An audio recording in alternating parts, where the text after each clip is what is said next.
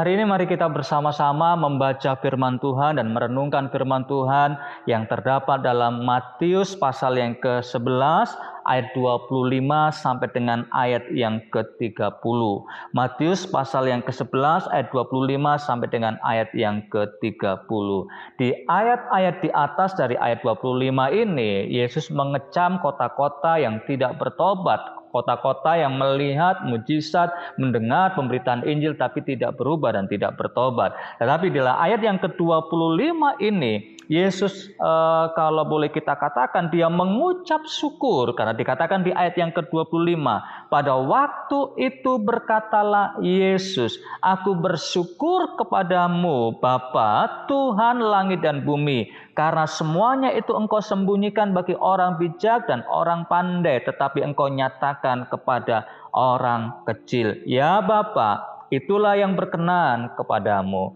Tuhan Yesus menaikkan ucapan syukur kepada Allah karena orang-orang yang percaya kepadanya, karena menerima pemberitaan firman Tuhan, karena menerima ajakan juru selamat, karena mereka memberikan hidupnya dan menanggapi karena ingin menjadi pengikut Yesus. Nah, saudaraku dikasih Tuhan, tapi dari ayat-ayat ini juga kita mengerti bahwa orang-orang yang menerima keselamatan dari Tuhan itu bukan karena mereka suci, bukan karena mereka lebih baik, bukan karena mereka lebih kudus, tidak. Tetapi kalau kita membaca, sesungguhnya yang memampukan, yang membuat mereka menjadi percaya, itu adalah karena anugerah Allah. Saudaraku dikasih Tuhan, kalau saudara baca ayat 25 sampai 26, maka saudara menemukan di sana bahwa Allah sendiri yang menyatakan makna mujizat Yesus. Allah sendiri yang menyatakan tentang kemesiasan Yesus Kristus. Allah sendiri yang menjelaskan bagaimana mereka mengerti apa yang Yesus ajarkan kepada mereka.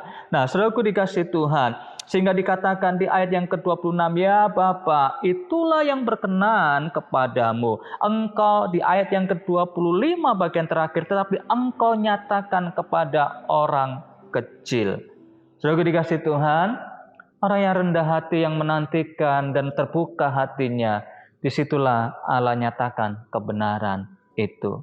Saudara dikasih Tuhan, hal yang kedua kalau kita boleh melihat di sini, kalau saudara baca di ayat yang ke-27, "Semua telah diserahkan kepadaku oleh Bapakku dan tidak seorang pun mengenal anak selain Bapa dan tidak seorang pun mengenal Bapa selain anak dan orang yang kepadanya anak itu berkenan menyatakannya." Kalau kita baca ayat firman Tuhan ini, maka Allah banyak cara memberikan wahyunya, menyampaikan firman-Nya melalui para nabi. Tetapi dalam saat Yesus datang, Yesus menjadi pewahyuhan khususnya Tuhan. Dia menyatakan pewahyuhannya melalui Yesus Kristus. Saudaraku, Yesus menjadi perantara, Yesus menjadi jembatan untuk kita menerima anugerah keselamatan tersebut. Saudaraku dikasih Tuhan, dan melalui Yesus inilah kita mampu mengenal Allah. Dan yang ketiga Bapak Ibu, kalau saudara baca dalam ayat 28 dan ayat yang ke-30, ada undangan panggilan Yesus buat kita. "Marilah kepadaku semua yang letih lesu dan berbeban berat, aku akan memberi kelegaan kepadamu." Yesus tidak hanya menjadi perantara, tapi dia juga memanggil orang-orang untuk percaya kepada Tuhan. Dan dia menawarkan menanggung beban kita. Dia menawarkan untuk memberikan ketenangan kepada jiwa kita. Dia memberikan undangan yang lemah lembut. Hari ini saudaraku, setiap saudara dan saya perhatikan undangan ini. Terima undangannya, terima panggilannya. Saya membaca ayat yang ke-28 sampai ayat yang ke-30. "Marilah kepadaku semua yang letih lesu dan berbeban berat. Aku akan memberi kelegaan kepadamu.